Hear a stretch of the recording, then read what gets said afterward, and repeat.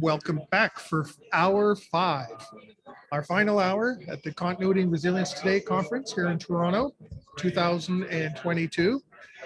James, we've been talking each other's ears off today, and got lots to say. We've made it to the 2 o'clock hour. This hour is brought to you by Stone Road, a firm that aims to reduce corporate suffering by helping companies identify, prepare for, respond to, and overcome adverse situations. Thank you, Stone Road, for sponsoring the final segment of day 1 of Continuity and Resilience Today. Does that description not sound familiar? It sounds a little familiar. Yeah, I thought so.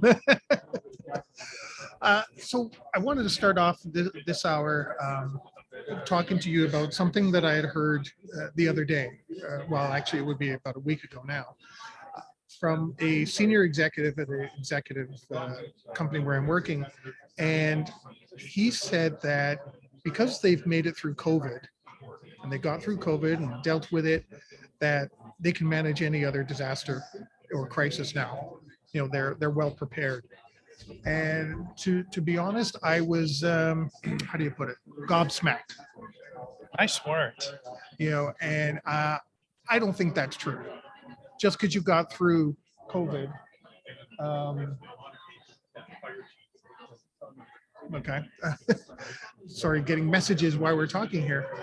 I don't think that's true. Just because we made it through COVID does not mean that we can respond to every other disaster. An earthquake is not going to have the same impact that a COVID has, or a burning building is different situation. An active shooter is a different situation. And I don't think the learnings from COVID, some of it maybe, there will be some learnings that can carry on through to other situations, communications and things like that. But I don't think that's fair or the right thing to say for any executive to think that because they've come through COVID, they can address any disaster or crisis now. Yeah, that's really interesting. A few segments ago, we spoke about how you have to go through a situation to be resilient. Mm-hmm. That's the positive aspect. But I think what you're talking about is the negative aspect. You go through a situation, you become arrogant that you think you're bulletproof. And that's not necessarily the case at all. Yes, many organizations have survived the biggest pandemic in the last 100 years. But what does that have to do with ransomware or an active shooter or reputational damage? A little bit is similar, but a lot is very different. And I think what you're going to see over the next few years, you're going to see some organizations who are overconfident and say, hey, we don't need to do that anymore. We don't need to plan for this. We don't need to have this as management focus because we know what to do. But to me, that's a faulty argument, because that'd kind of be like, well, we trained and ran a marathon 5 years ago. So tomorrow we're going to go do another one. We should be good, right? I've already done one. I know what it takes. I've got my shoes and my gels and my tape, and I'm just going to go bang 26.2 miles out tomorrow. What's going to happen? Fall flat on your face, hurt, you'll be in the hospital. Exactly. So I would like that. Once you were gobsmacked, what was your response? Well, I got it. Did you respond? I didn't actually respond right then and there because I was too floored by, I think my jaw just kind of like, what? How can you equate all disasters to be exactly the same? And maybe his involvement wasn't as much as he thinks it was. And maybe from his perspective, his role, he could manage a disaster. Yeah. But overall, no, there's no way. I mentioned, there may be some learnings you can take, communications. Maybe he saw that the crisis management team that was involved was working really well together. Oh, then we should be able to address it. So from his perspective, we can get through any disaster.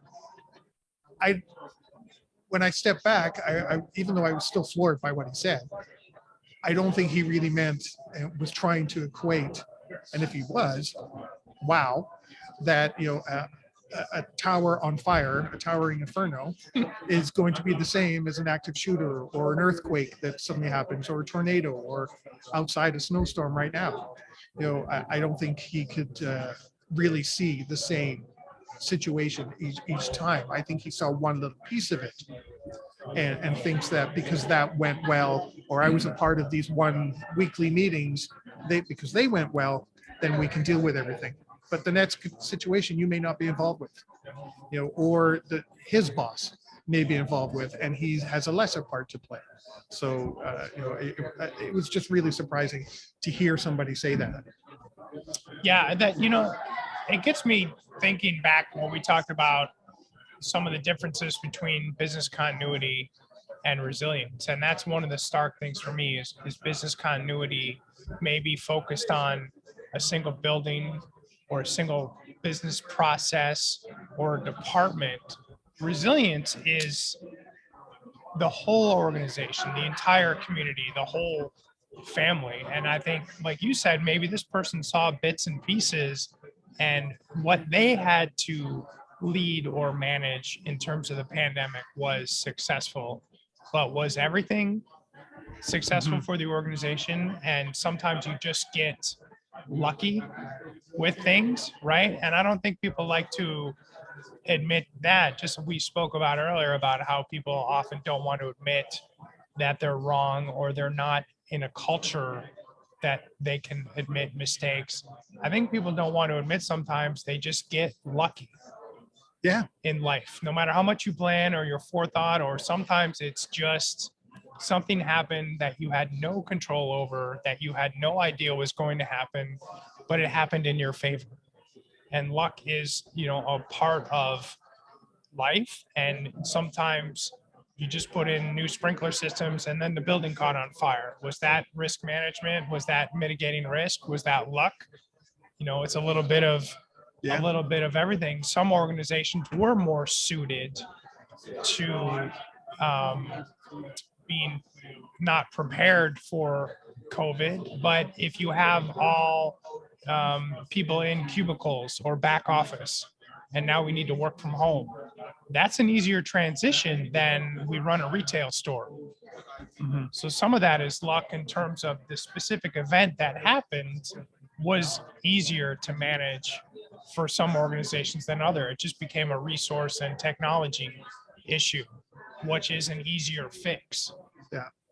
What scares me a little bit too about what he said is that now he could be chipping away at some of the support for pandemic initiatives or crisis management initiatives, business continuity, resilience, whatever.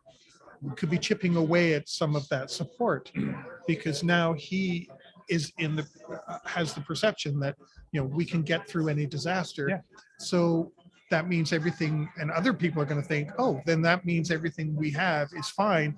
I don't need to answer this questionnaire from Alex, or go attend Alex's learning session or training session or whatever the case may be, because we're already fine. And then something's going to hit down the road, and it's going to hit worse than it would have if things had continued on the path they were. So it can be really detrimental just by saying that.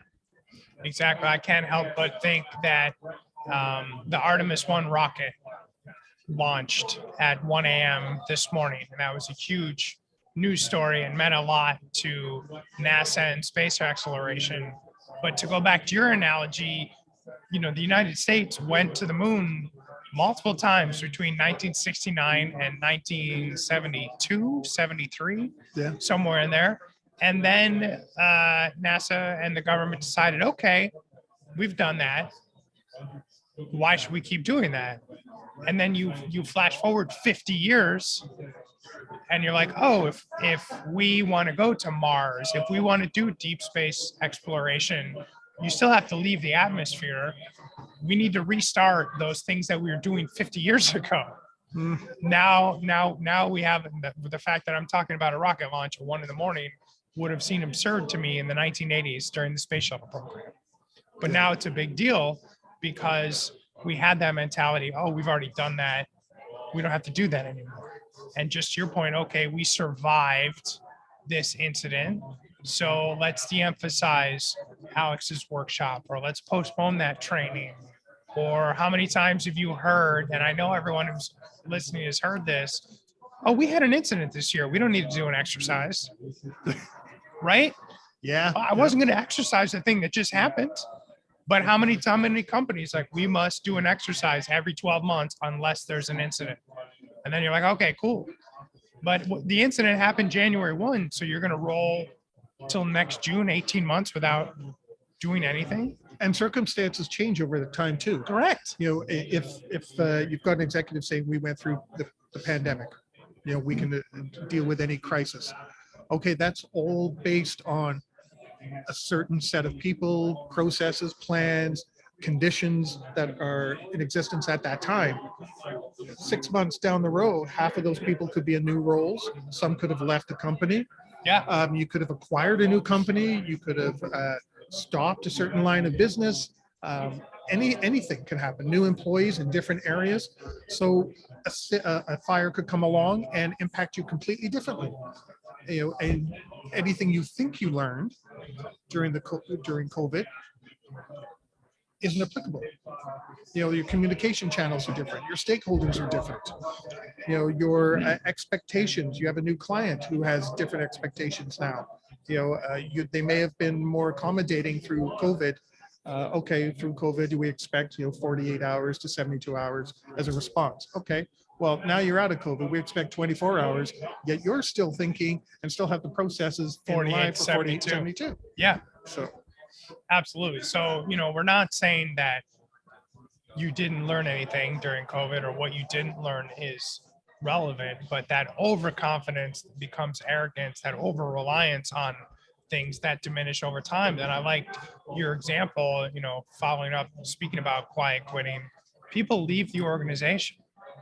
And sometimes we talked about luck. You may have this phenomenal leader who, like, I know one organization, they survived and thrived through COVID because of one phenomenal, amazing person.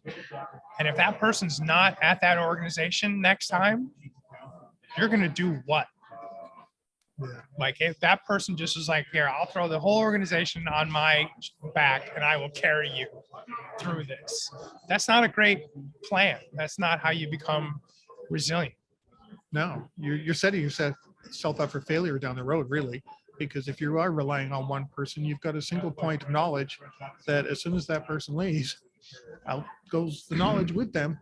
And don't we address that in our continuity plans and Single our points of process? failure. Yeah, exactly. Well, I call a person single point of contact or a single point of knowledge.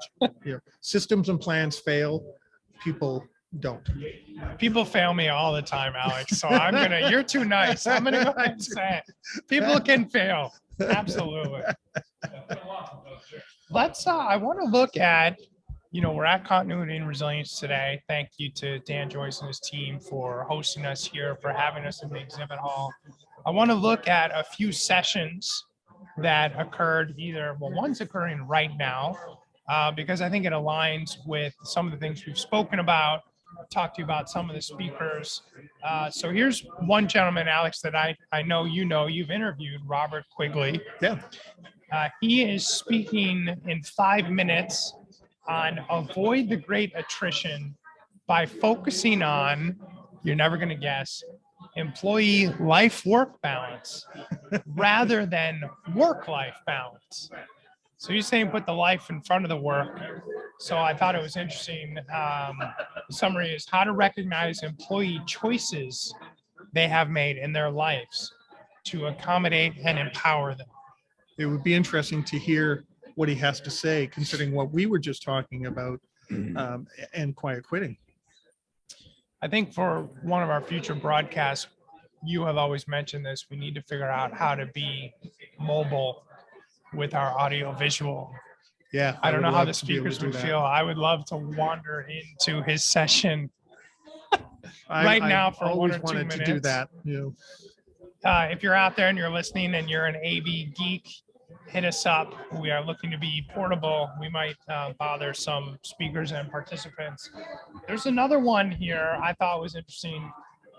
Rebecca Macklin, Manager of Strategic Partnerships and Public Education for the Alberta Emergency Management Agency, going back to something we spoke about earlier today, she is speaking, coming up, how to create a culture shift towards preparedness.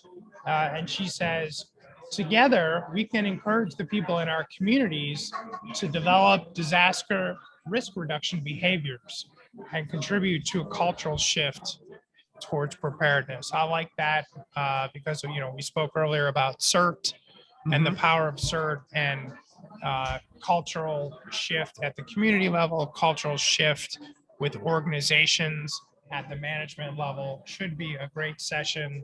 Another session I wish we could crash live. I'd like to hear that because I know we've said it actually on the talking a few times, is that for many leadership organizations, communities, it's a culture of response first. We will respond to a disaster instead of prepare for a disaster. But like we've already talked to different people today and amongst ourselves, that things are happening all the time now and multiple situations are happening. And as time goes by, it seems to compound and get bigger and bigger and bigger. So we have to prepare for it now. It's not a case of how do we respond to this? No, prepare for it because it's happening, period. Whether you like it or not. It's floating right on our heads. Prepare. Yeah, exactly. Yeah. It doesn't say respond for the unexpected. Prepare for the unexpected. Any other ones that you saw that might ring a bell? One last, I'll mention today's little sneak preview, the keynote, the closing keynote speaker today. Somebody you might have heard of, Alex, Regina Phelps. I don't know who it is. Speaking on the long tail of COVID, the long-term impacts of the pandemic on individuals and society. A little later in our segment, we'll give everyone the schedule. Regina is one of our guests tomorrow. Yep. Always a great time. Regina was giving us grief off camera earlier this morning, which we will, let's go crash her segment and do that. Exactly. Let's see if we do that. I think Regina's joining us at 1:00 tomorrow, I think, something like that. Okay. Yeah, somewhere around 1:00. So. And I'll ask you a question. Later this afternoon, there's an afternoon mixer. All are invited to the afternoon mixer. Says a perfect way to end the day with peers. So I asked this question at the conference in London. Got some very mixed and interesting responses. Alex, what are your thoughts? How do you personally feel about the happy hours, the mixers, the cocktail hours at conferences? Are you pro or con? Well, I don't drink. So yes. There's that. Yes. Taking that out, it's well known. I make no secret that I'm an introvert.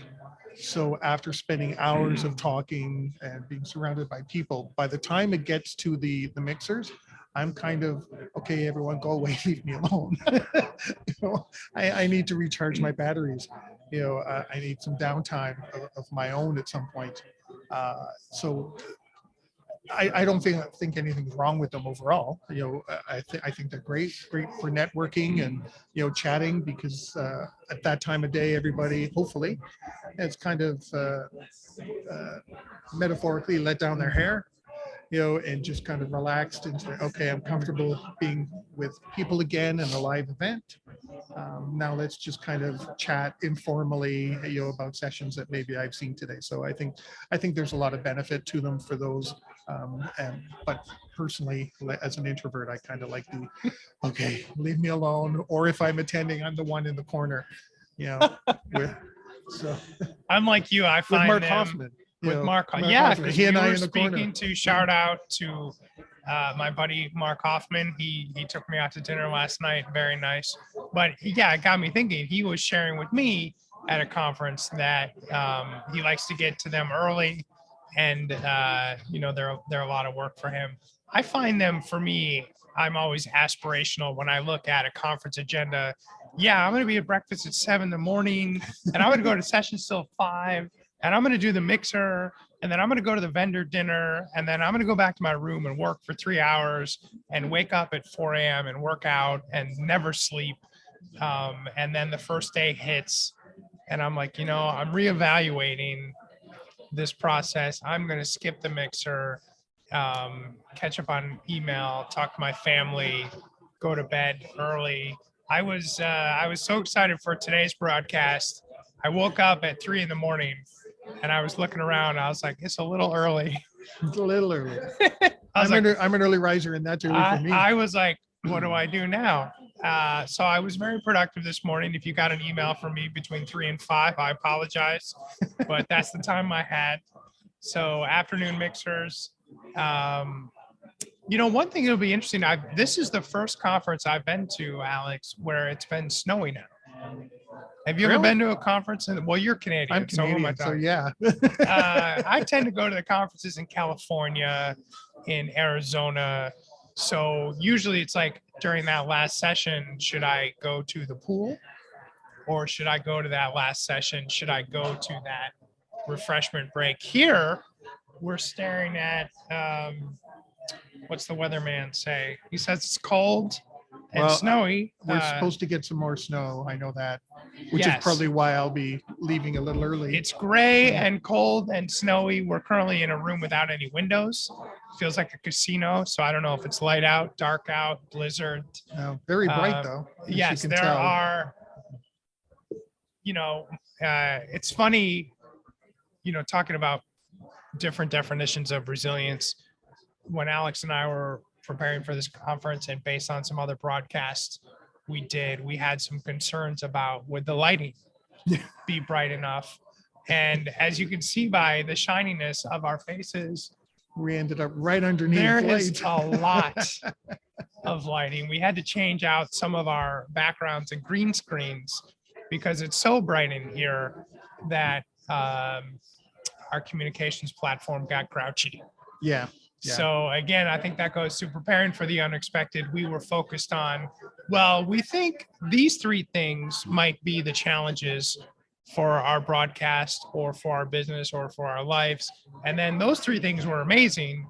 And it was these things over here, these other bumps in the night that we had, thank the microphone 4, right? Who would have thought we'd be on microphone 4? I did the testing with Voice America last night. Have the exact same setup last night at home, same microphones, plugged into everything the exact same way. And yet today, those microphones refuse to work. So we have our backup, thank goodness, for James bringing his backup microphone. My checked bag full of electronics that immigration wanted to poke through. I'm very thankful. They did a very thorough job. They didn't take anything, so I'm great for that. But it turns out if you carry a microphone and cameras and extension cords and power packs and hand sanitizers in your luggage, they will want to see what you're doing. Yeah, what are you up to? Yeah. Well, we got through it. We're recording. We're getting the message out there. So what can we finish up on? We got 20 minutes left? We have 20 minutes. So let's figuratively and literally open up a can of worms. You said you wanted to open up a can of worms. Well, I want to know why people are afraid to open up a can of worms. Well, in our case, it's because we turn a 5-minute segment into an hour and a half.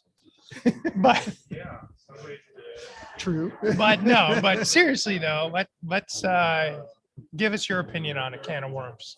Well, we kind of touched on it once before, I don't know, about a year ago or something, where we mentioned that in our roles as business continuity or resilience or crisis managers, whatever the case may be, when we identify a risk or an issue, a problem, something that we see in our plans, our processes, or our communications, we shouldn't be afraid to bring that forward. And unfortunately, we keep encountering sometimes people that are saying, no, we don't want to open, we know about that. We don't want to open up that can of worms. But then when that can of worms gets opened somewhere else through either a project or something else that's happening, it ends up coming back to us anyway, going, well, if you knew about this, why didn't you say something? So I'm wondering, how do you deal with that? Because part of me wants to bring it forward and open the can of worms, and I always do. I've told people that I work with right now, I said, well, if you want to convey a bad message, let me do it, because I'm not afraid to say anything. But that's not always the case. You end up with a director or vice president. No, I don't want them to know about that. And that's when sometimes reports or some of our statuses get watered down because people are afraid to open up the can of worms, and it gives wrong perceptions to leadership, thinking that, oh, everything's tickety boo, we're all wonderful, everything's in a great standing. And so I wanted to talk about that. Why sometimes we are afraid, to open up that can of worms, and why we don't just go and do it. Yeah, I think because if you look at it, that's a very good point. If you look at it rationally, these problems don't just go away. It's very rare where this sort of Damocles hanging over our head, we just look up, it's magically gone. But I think for a lot of people, maybe fundamentally, they're just in denial about, if I don't want to talk about this problem because then it doesn't feel real. Yeah. But by doing that, it becomes a bigger problem. I always share with my kids, when you get in trouble, when you do something stupid in life, and you will, that's how you grow. The earlier you tell your dad, the sooner I can help you solve the problem.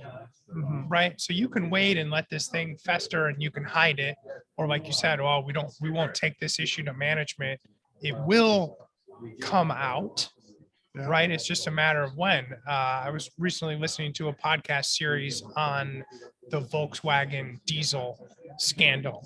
Oh, yeah. And how they, engineered those cars under test conditions to show much lower emissions than they actually had. And there was a lot of post-mortem around who knew what when.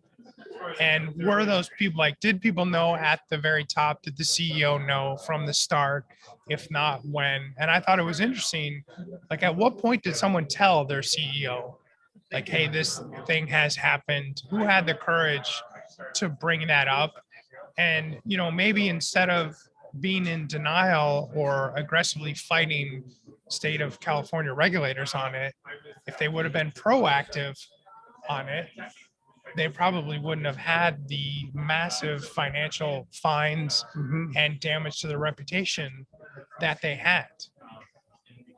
Yeah, and that when, if there's a can of worms to deal with, let's say, regarding crisis management, you have a person that is stopping, it's becoming a bottleneck, is hindering you. Yes, it's a delicate situation, but you got to bring it forward.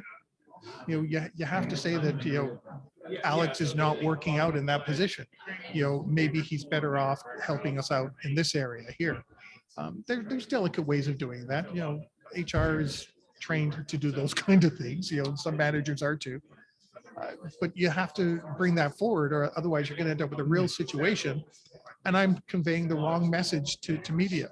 Yeah. And I'm causing more problems. When all that needed to happen was to have a culture that allowed, somebody to say, hey, Alex isn't the right person in that role. And by hiding it or trying to keep it locked inside that can, we create bigger issues down the road. And even some of them are unforeseen because we have no idea what could happen, what I could turn around and say if I'm the crisis manager with no training. Yeah, and I understand that. I hear people say to me, I don't want to have an awkward conversation. Of course you don't want to have an awkward conversation. The word awkward is in there for a reason. No one ever says, I don't want to have a pleasant conversation. Yeah. I don't want to have an awkward conversation. But I would rather have that awkward conversation early when it's still small, when there's something you can do about it, than when it's too late. And I say, I'd rather have the conversation, hey, Alex, Mr. CEO, we have some issues with the design of this product, as opposed to, I'm sorry, Alex, we have to file for bankruptcy because we sold 10 million of these things and now we're getting sued and they're recalled. Those are both awkward conversations. One, the first one, opening that can of worms early, you have an opportunity to fix something. If you wait until the end, the can explodes Yeah, and then it's too late. What do you can't put. No, there's an expression. You can't put something back in the box. We're gonna say you can't put for today only. You can't put worms back in the can. Yeah, you can't put the worms back in the can. I know there's an expression about that. And I can't Yes. remember it, but There's lots of better expressions, Cat's out of but the for bag. today, cat's out of the bag. That's it. More confusing. Why was the cat in the bag in the first place? Yeah, really. But my cat would not like being in a bag. Yeah. So, Alex, let's do a recap of today, if that's okay. Can you Sure. even remember? What did we talk about? We've had some amazing guests today. We had Kevin Newman. Yep. It was phenomenal. I wanted to take like a selfie, but I thought that would be unprofessional. But I was Yeah, like, he's kind of a big deal. I kind of wanted to say. I was like, can we? I was like, excuse me, sir. So if you're watching, we missed that. We had some We great. do have some of it recorded. Yes. We did so- have some technical issues when we got started, Yeah. so we. But we really appreciate. We tried to get him for a while. Him and his team were very accommodating. and, Kevin was very gracious. That was phenomenal. So what a great conversation we had with him.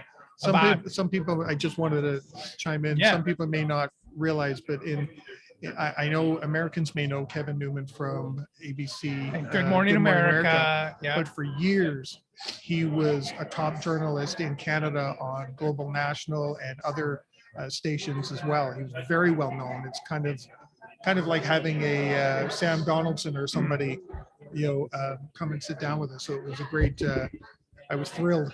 Great to have him come conversation. and And sit he here. was here, his keynote speech, Lessons from Disasters, Past, Present, and Future, very powerful.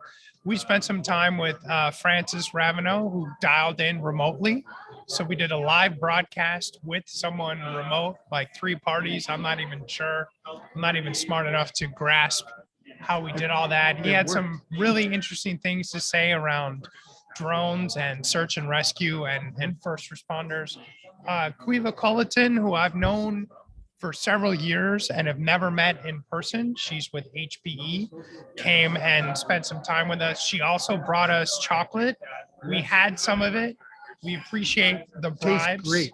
They were Irish chocolate. fantastic. We've had some great sponsors and advertisers. Base Today. Camp. Well, you mentioned Francis from Base Camp Connect, Illuminate Advisory, Stone Road, Resilience Think Tank. And since we got a few minutes, we can give a little preview Yeah. of what we have tomorrow. We have scheduled to appear. I've never said that. That's kind of exciting. Scheduled to appear, Chloe Dombrowski with DRI. She's I've seen her on Forbes these days, on CNBC, another very famous person, I guess, in our industry. Also scheduled to appear, Brock. I don't know Brock's last name, so I'm not even going to try. Brock Holowachuk. He is with Disaster Recovery Institute Canada. He is the sitting chair of the Certification Commission, of which I'm a member of the Certification Commission as well. I'm a commissioner. I'm going to have some questions for both of you. As we mentioned, Regina Phelps will be here tomorrow. We're going to do my first ever live Thursday Thoughts at 11:30 Eastern. I can't re-record that, so we're going to let that fly. And our sponsors tomorrow. Are we recording that here? Like right here? Yeah, like right here. So we're recording ourselves recording you. Yes. Oh, interesting. It's Okay. Recordception, and we can talk about that in real time. Our sponsors tomorrow, Illuminate Advisory, Stone Road, and the Resilience Think Tank. And then tomorrow night, going to a hockey game. Yeah. Probably won't be broadcasting live.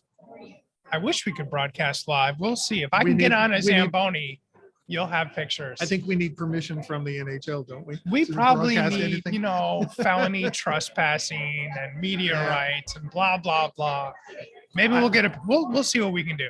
I actually had to look up how to get downtown to the Scotia Center because it's been 16 years since I was on the subway station system in Toronto. So I'm a huge hockey fan. Go Lightning. Never been to a game in Toronto. I'm excited.